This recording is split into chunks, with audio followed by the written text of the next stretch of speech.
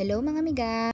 Sa video ito is tuturo ko sa inyo kung anong app yung pwede i-download sa iPhone nyo wherein yung features niya is tulad ng YouTube Premium. So, ang app na ito is Video Lite. So, yun lang. After installing, so pwede nyo na siya magamit right after installing.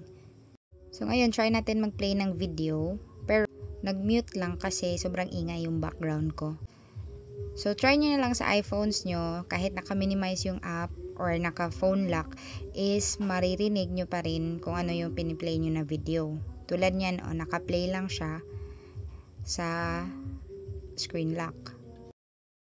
Tapos, i-try naman natin if magpi-play pag na-minimize. So, minimize natin. Yan. So, kahit nasa home screen na ako is nakikita ko pa rin yung video, napiplay ko pa rin siya sa background. I hope usable naman yung app na na-share ko sa inyo. So, thanks for watching!